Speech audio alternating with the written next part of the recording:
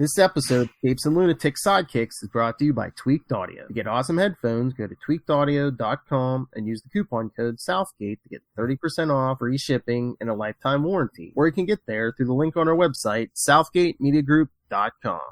I love Ben Riley. You know what that means? That means Lilith is angry. Welcome. Well, what doesn't mean that? Anyway, welcome to Ultimate Spider Cast. I am Phil. That's your lone lover over there. It's Lilith. I just want to watch everybody crumble to dust. That's all. Is that so much to ask for? Okay.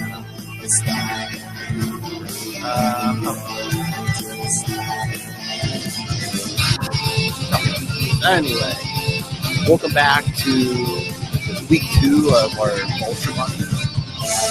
So we'll get discussing numeral arrangements from Spider-Man 186, 187, and 188 for 1 April Day 1992. From Spider-Man's 30th anniversary.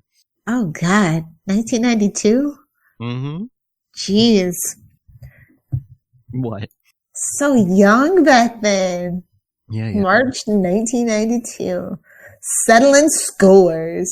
Mm-hmm. But did he really? Well, like they're really going to kill off the Vulture. Come on.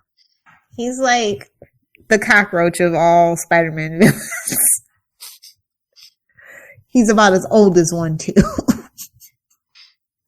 Yeah.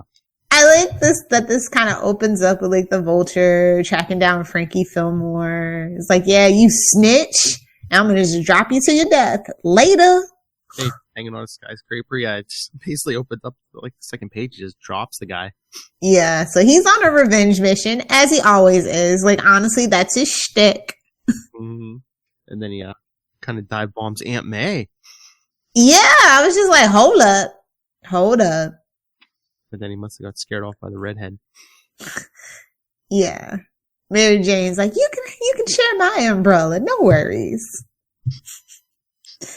And then of course Spider-Man's searching for Green Goblin. Yeah. Cause that happened.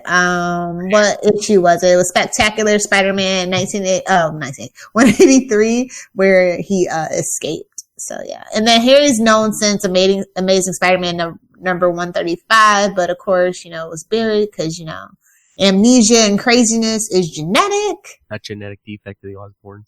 Yeah, and then that memory resurfaced in what? Web of Spider-Man 67? Yeah, and Harry was basically trying to be a good Green Goblin. A good Green Goblin in the 90s. Who would have thought? No such thing as a good goblin. Sorry. Yeah. And the Child Within happened, and he kind of snapped, which we got to cover that one day. Child Within. Oh, yes. I agree. We have a long list to get through first, but yes. Yes. But Put it at the bottom. I will. Anyway, yeah, so a lot of 1992 was spent hunting down Harry Osborn. Yeah. He's afraid for Mary Jane and Aunt May. And then it's like, we cut to, it's like, no, never mind all that. Meanwhile, at the Vulture's secret hideout. Oh yeah, at the old farm that we saw last episode. Yes, I was just like, oh, continuity in a Spider-Man book. Who would have thought? And he's threatening Best Man, who we again. Yeah. So same place, same hostage, but this time he actually kills him. But yeah, his ability to fly has given him terminal cancer, thus the need for all this revenge-filled shenanigans. Who would have thought an electromagnetic power pack would give you cancer? Strapped near your heart and your other major organs. It's almost like, using a cell phone on a daily basis. Oh, come on. That power pack's a lot bigger than a sofa. I know. This whole back. Yeah, so it's like, yo, he snaps Gregory's neck, bro, and I'm just like, damn, son. Yep. He was pleading for his life, and he just Thanos snapped, like. This ain't the 80s this time. This is the 90s. Back with a vengeance. That's what they should have actually named this, but missed opportunities, and we're moving on. We cut back to Aunt May's place in Queens, and Mary Jane was like, they're getting groceries, and she's like, you can have them delivered. It's not like we don't live in New York where everything gets delivered, even in the 90s. And May's just like, I have nothing else to do. Yeah, she goes, no, she's like, they always manage to forget something or break the eggs. And I'm just like, old people gotta be old people. It's cool. And of course, Aunt May talked about them having grandkids, having kids. But they already decided that they weren't having kids, which I'll mention in my notes towards the end. And then of course, she's got her good old current boyfriend at the time, Willie Lumpkin. I hate this guy. Yeah, I hate Willie Lumpkin. Fight me. Charlie Esser. We have to have a Willie Lumpkin off between you and Charlie Esser. I know, useless Saka. You know who I like more. Fight me, nerd. Who? What? Aunt May boyfriend was? Yeah, the one she just lost. Hint. Yeah. Yeah. She's like, but like Aunt May is like being all coy. Nothing's going on. Yeah, so that's the whole thing. I'm just like, okay. And then May's like, yo, MJ, don't put off having babies for too long. I was like, damn, you and Ben were too busy to have children? I mean, how is that possible? You go out there and show my nephew a good time. Make some babies. So creepy. This line of questioning is so creepy. I hate when people tell me crap like this. So I'm just like, moving on. Oh, I mean, we were at our wedding reception. People are like, oh, we're going to have kids. I'm like, oh, tomorrow. Surprise. That's what I would say if I ever got married and somebody asked me that. Yeah, it's going to be tomorrow. Surprise. I don't know. Yeah, that kind of weirds me out when people are like, oh, when are you going to have kids? Or when are you going to have more kids? It's like, one, are you going to pay for them? And two, it's, so many factors. It's like, what if somebody can't have kids? It's just weird. Yeah. Humans' obsession with procreating. I don't dig it. But anyway, keep your crotch goblins to your damn self. No offense to those of you with crotch goblins. Anyway, the Vulture has returned to New York and he's perched on a building and he's thinking about like how he's, gonna die. And, it's New York City. Everybody's indifferent to everything. And he's like, I don't want to die. But then he sees Spider-Man. He's like, hey. And then, of course, Pete sees something green flying at him. He's like, wait, Harry? Because they can't be anyone else because New York isn't the super villain capital of the world. Yeah, he really should go back out west. just for a little fresh air, but yeah. And some aero acrobatics, off some flagpoles and get some midair fight scenes. Yeah, those are always nice. He almost throws Spider-Man to his death. Almost be the operative word. The Vulture turns British. He's like, to your bloody death. Oh, and Vulture's new plan. Oh, God. He's like, I'm just going to eliminate all his other targets so he can enjoy torturing Spider-Man and kill him slowly. And I'm just like, this is never going to work, obviously. What's he thinking? Spider-Man can wait. The old woman can't. Yeah, she might die of natural causes. True. Or cancer. But yeah. Spoilers. Pete made it to Aunt May's house, so then after a visit, him and Mary Jane leave. Yeah. And then he's in her bedroom by the window and I'm like, oh, Sookie now. I don't know, that's kind of creepy though. Aunt May's kind of creepy. Yeah, just saying. But I just mean a guy perched at the window. Old lady. No, that's some Bomb Chicka Wah Wah music. I'm sorry. It's Aunt May. Y'all don't know all the Aunt May secrets. Oh, that's secretly true. She's Mephisto on the weekends. You could have taken out Vulture because any guy who gets close to her gets... Exactly. She's a Black Widow. Because, like you were saying, your favorite boyfriend of hers, Nathan, killed by the Vulture. You know what? I think she's sucking out life essences, and that's how come she stayed around so long in the story. I'm just saying, it's got to be a reason. Crazy. As you do, although this isn't Wade's World, so I apologize. But yeah, I was just like, okay, I like that end credit scene. Oh, good Lord. I mean, basically that's what it was. It's like, oh, you gonna get 187. I know, when it opens up with the Vulture just telling Aunt May he's dying, and I know you're like, oh, bait and switch. But the next issue, 187, is called Desperate Measures. Yep.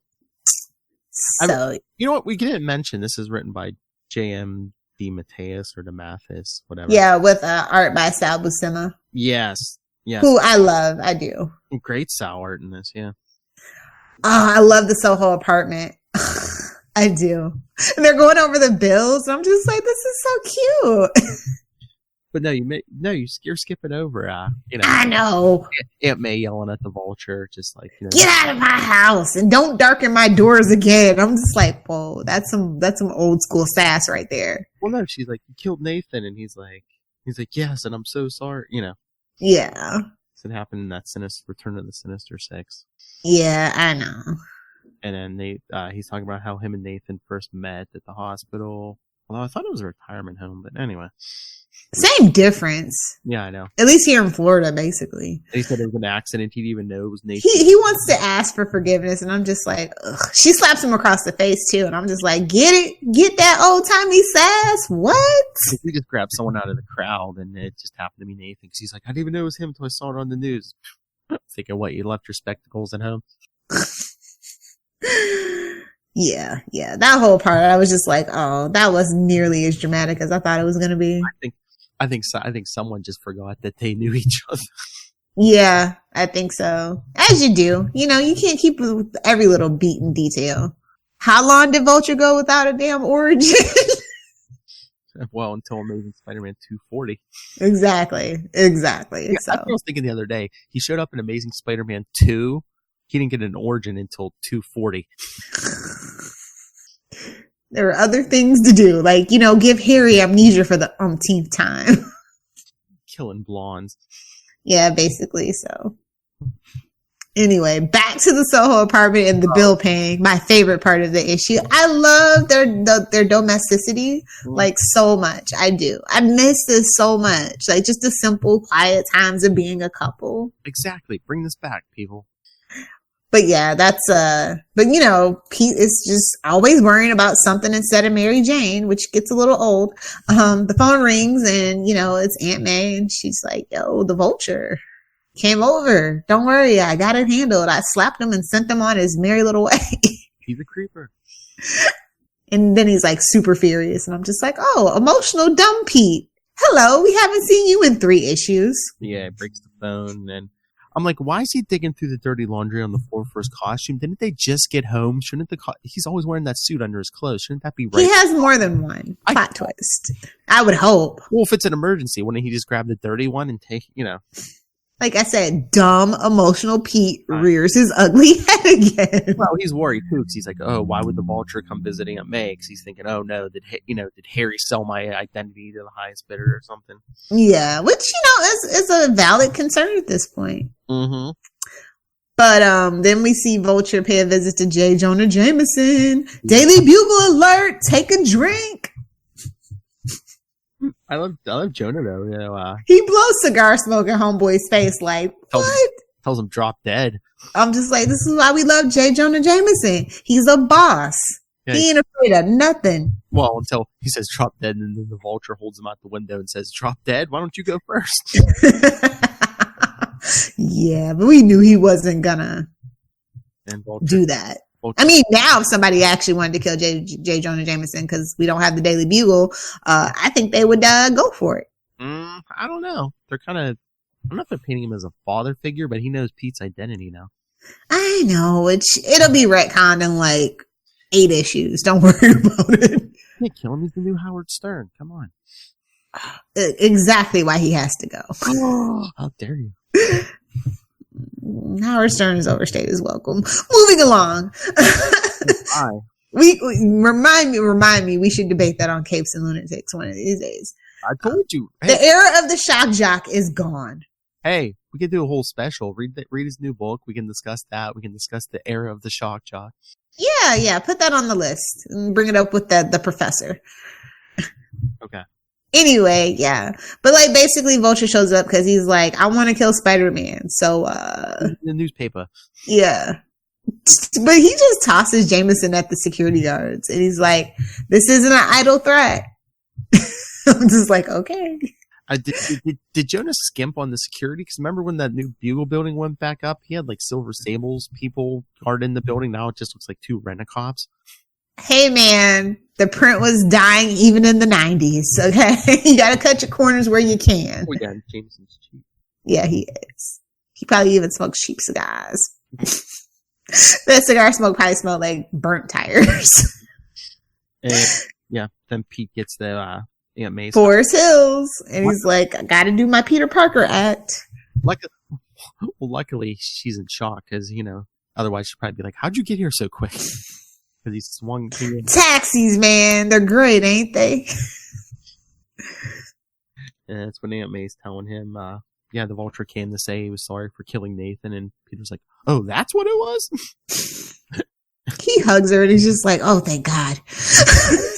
I know Aunt May's like, what else would it be? Nothing. Oh, but of course, you know, we get a little Spidey sense going off. Oh, yeah, because Pete stays down on the couch when Aunt May goes to bed. And But Vulture comes back. Peter's got a gun.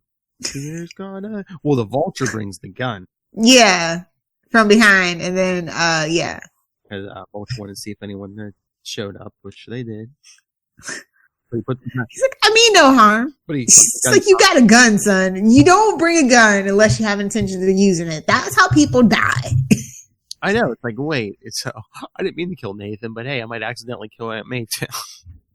But then the Vulture just throws the gun down. He's like, "Oh, you're no Spider-Man. It's just you." And then Peter just like snaps and he just like hits the Vulture and he goes tumbling down the stairs. And I'm like, did Peter just kill this old man? Yeah, basically. Plot twist: Peter on trial for the killing of the Vulture. I think if the Vulture didn't have that power pack boost in his strength, he probably would have. I know. I'm just like, holy crap, dude. Dude's like ancient. He's 1,000,000 years old. He basically gave him one of those classic Sal Buscema right crosses, man. Yes. But yeah, man. He decks on me. Vulture comes flying out of Aunt May's room down the steps. Yeah. I mean, you should have seen it coming with that bullseye carpet at the bottom of the steps. Yeah, so true. And Aunt May's like, how? He's like, oh, the Vulture wasn't expecting it. But this is dumb. Peter gets taken hostage so that Aunt May has to forgive the Vulture, and it's just like... Well, yeah, now all of a sudden Peter's worried about his identity. Yeah, because the Vulture grabs him and takes off. Because Aunt May's got the gun. Aunt May's got a gun. You know how many guys I have on my body count, Vulture? One more ain't gonna... Exactly. Then the cops show up. I guess someone must have called the cops. Yeah. And, so, you know. Yeah, Mary Jane shows up. Blah. So Vulture takes Pete back to the farm. Yeah. And Peter's feeling bad for the Vulture until he sees the body, Bestman's body. Yeah, it's like all sympathy out the window. Like, no, you murderer. So then Pete pretends to fall out the window. The silo. The Vulture's like, no, I didn't mean to kill someone else. You know, May Parker left. Yeah. Of course, Spider-Man shows up. Says, you didn't kill nobody. I caught Parker. I caught that handsome man you threw out the window. Basically. That cliffhanger, those two about to fight. And then a spectacular Spider-Man 188. Conclusion. Yeah. This was Final Judgment is not so final. Well, you knew they weren't going to kill him. Yeah, I know. So yeah, they're battling in the silo, then they crash out and they're fighting in the sky. And you see Aunt May and Mary Jane talking to the cops. Aunt May yelling at the cops, "You find my nephew." But then as the cops leave, who's that checking out Aunt May's house? Dun dun dun. Joker. Yeah. No, it's Harry. What? It's Harry. Oh yeah. Look at that smile. Yeah, you're right. Joker smile. The Joker hat smile and his red hat. Still a better plot twist than Twilight. Sorry. Still processing Bat-Pat. Sorry. Yeah, I saw an article today. The headline was like, "Oh, I guess fanboys still aren't over Twilight." Duh. Yeah, it's gonna take a minute. So we actually see some frames of Bat-Pat. I don't know, man. I know. Anyway, I love when they rip open the front of that costume and he jacks up the power output. And I'm just like, what? Oh yeah, he's like, I'm dead anyway. Might as well push it as far as we go. Go big or go home. So, although where he's going, that light at the end of the tunnel is definitely hellfire. well, that's what it looks like. He's almost on fire. Yeah. The flames do begin to engulf him and he starts panicking. And then it's just like, okay, everybody's getting naked? What kind of party are we having? Well, the power pack catches on fire, so Spider-Man rips it off him. And yeah, the harness and everything. His burning wings. I'm like, not the wings. That's the coolest part. So he basically just grabs the Vulture, makes a web parachute. Bounces off the web cushion, and they land in a stream. And I'm like, what kind of Laurel and Hardy mess is this? Luckily, there was a stream there because the Vulture was on fire. Oh, well, you know, they're out there in nature in upstate New York, so it's plenty of that. I just love the Vulture's like, why did you let me die? And Spider-Man's like, no, you're not getting off that easy. Grabs him by the scruff of his shirt. I'm just like, what? You gotta apologize. Yeah, it was a pitiful apology, too. Oh, yeah. I'm sorry. Sorry I broke into your house. Bro, she scolds him like no other. And I'm just like, yes, get that old lady sass. Get it. Get his life together, sister. Do it. Well, yeah, because she's like, I hope your death is long and full of suffering. Oh, it will be. And the cops take him away. I love they put him in like the, you know, those big metal manacles. It's like, what about the power pack? Isn't his strength gone? Just to be safe. See, this is cops being smart, just in case. True. Yeah, I think that's standard procedure, yeah. Anyway, for supervillains, yes. If you've ever had superpowers, yeah, put it, you know. I love how Mary Jane asks Spider-Man if her husband's okay. Yeah. I was just like, shut up, Mary Jane. Oh, no, that guy's feisty and handsome as all heck. Yeah, he'll be good. I love Aunt May finally, like, thanks Spider-Man, you know. It's not like, oh, he's creepy. Kisses him on the cheek. I was just like, oh. I think this is one of my favorite Aunt May moments, actually. It's like in my top 10. Yeah, and then Spider-Man swings away, and then, of course, oh, hey, Peter snuck in the back door. Idiot. There's too many people out there. I didn't want to, you know. Oh, but like, really, Aunt May pays a visit to Adrian Toomes at the jail? Yeah, well, what's her saying? She's like, I shouldn't have said what I said, you know. No, she was within every right. That's like I said, that was one of my top 10 Aunt May moments. So it's just like, don't take it back, sister. Well, I mean, not in so many words, but she's basically just like, you know, I don't want to hold on to all that anger, and you know, yeah, only God can forgive you. Oh, but of course, at the end of this, she gets approached by Harry Osborn. Oh yeah, with a present. He's like, "Be gentle with the package." It's like, drop, what? Drop. I hate you so much. But yo, sitting in a giant vat of chemicals, really? Oh yeah, they're really trying it. What, you don't want to see some Osborn junk? I'm just saying, it's like, okay, he's in a vat of chemicals and he's about to go crazy, and he just had the big Joker smile, like, and he's got that crazy like hair. Like, come on, stop. He's mixing up a big old vat of dad's insanity. Come on. Plot twist. It was in you all along, son. You really didn't need this goblin formula. Yeah, but it gives you extra lunatic strength. True. I just love like when he's talking to Aunt May and she's walking away thinking, oh, I always liked Harry the best out of all Peter's friends. Yeah. He's not like that lame brain Flash Thompson. I like Harry. Well, you know, you can kind of see it from that perspective. So but honestly, did you know that hideout actually has been in since Amazing Spider-Man 2? What? The hideout was been there since Amazing Spider-Man 2. Oh, yeah. Because I think there is like a panel or two where they show the Vulture leaving that silo. Yeah. So that is excellent continuity, especially for a spider book. Yeah, because I'm trying to remember. I think they might have said in that last arc we did last episode where it's like, I think the Vulture even said it's one of his old hideouts that the police never found or something. Yeah. So that they used that for the longest time. Yeah. I think that we could have, this arc gets like a B- for me because I really think we could have done without the Green Goblin thing. It's like, I hate when they, like, that's the problem with the movies too. They tend to use too many villains and it's the same villains over and over. You know what I mean? Yeah, but I mean, it was the big. I know that was like a big plot thread. I get it. Because that was like kind of bridging from Child Within to like, next issue was 189 with the, the hologram cover thing. And yeah, that's when Harry finally resurfaced and started. But it's like, you can do one or the other, not both. Then we should have focused on finding Harry in the whole package situation. Like, yeah, I don't know. Like, I feel like the Vulture does get shortchanged sometimes. A lot of villains get shortchanged with the interweaving story arcs. It's just like, can you just let a story arc finish? That's a Spider-Man book problem just in general, though. I think it was just the suspense too. It was just like, oh, what's Harry up to? It's like, did he? Oh, maybe he did. On some level, send the Vulture or put the idea in his head. Yeah. So yeah, what would you give it? I'll probably give it a straight B. Okay, that's fair enough. I'm actually excited to review Spider-Man: Homecoming. Actually, are you? Yeah, I'm gonna rewatch it later today. Actually, and take some good notes. Nice for our review. But it doesn't deserve one of my cynical, long, drawn out live commentaries. It doesn't. It's a decent movie. Only bad movies get live commentary. Oh, so we're just doing a review? Yeah. Okay. But before we get there, next issue, we're gonna do Life Theft. No, actually, that's a fun story. Yeah.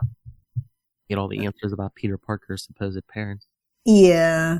Yeah. Oh, finally, we can wrap that whole thing up. Yeah. Oh, before we go, do you want to talk? Oh, yeah. Miles Morales, number 9. 6. Sorry. Yeah, not 9, 6. 6. Okay. I absolutely love Saladin Ahmed's take on Miles Morales. I love, believe it or not, I know it's hard to believe, I love Bendis' take on Miles too, but they've aged him up and it feels so grounded and so believable with all the relationships that he has and stuff. Yes.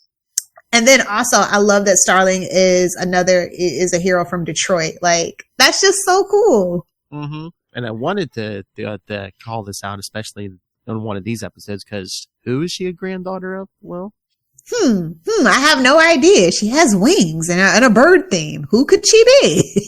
Who could she be related to? At least it wasn't the costume not green. Yeah, I really like the costume actually. But yeah, she's like the Vulture's granddaughter, so it makes sense. That's why we're talking about it. Which brings up the big question: who slept with Adrian Toomes? I mean, back in the day, we've only known him when he was old, but I'm sure back in the day, like all supervillains, he was probably handsome enough to get it. So, to say no, maybe he was just rich from all that money he was making, all those inventions, Oh, true. Well, but I'm sure we might find out eventually. Between the inventions and all the money he stole. True. I kind of was a little taken aback at how violent Starling was, though. Yeah. That kind of like threw me for a loop. But it's kind of like, oh, he's going to mentor someone and kind of mellow them out. That's a big step for Miles. Cause, he's just starting and he's still got issues that he needs to work through as well. Yeah. I was going to say. So it is very, Arrow season 1, Oliver and Helena, Bertinelli to me. Yeah. But at a high school level. I mean, besides being the Vulture's granddaughter, we really don't know that much about her. Not yet. She could have issues, besides the fact that her grandfather. I was worried about the book seems to have a guest star of the week. For whatever, take that how you want. But with this particular one, I kind of like it and I hope she sticks around for a little bit. Yeah, me too. Yeah, I hope they do partner up like you were saying. Yeah, that would be cool for me. Like, I think he really does need, like, to see the other side of the coin, as it were, to kind of be a mentor and get that under his belt. Yeah. Because he's been mentored a little bit, so. I would like to see him with a regular partner, and you don't need to bring Peter Parker in every issue. Exactly. Yeah. Exactly. I'm still holding out. Y'all know for who. I won't mention. But yeah, eventually that's going to happen, I think. So, because that's who he's meant to be with. Fight me. Spider-Gwen. Yes. But yeah, I don't think a single one of these issues has disappointed me yet. Mm-hmm. So that's really like impressive in this new post MCU movie Marvel world. And that's high praise considering you said you weren't feeling the Tombstone. Oh yeah, Tombstone just why?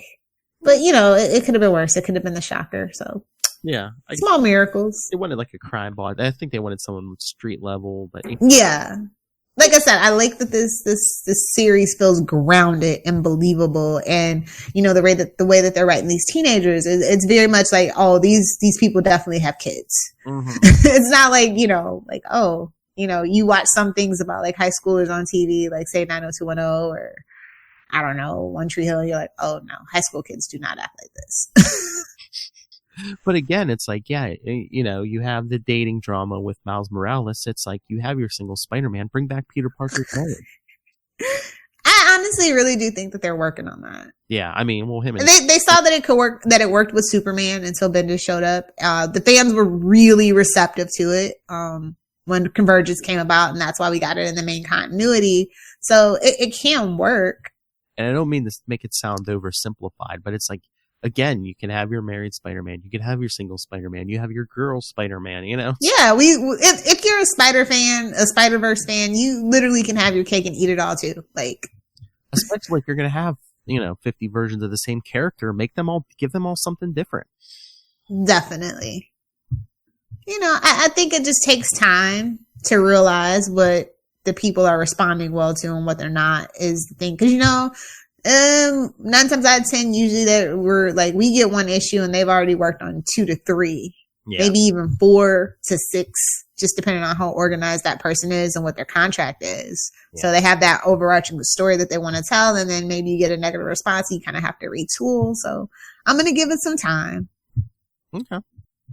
But yeah, this book, you need to be picking it up every time that it comes out. It's so good to me. Oh yeah, all the Spider books are pretty good. Yeah, they're pretty good right now. It's a good time to be a Spider-Man fan.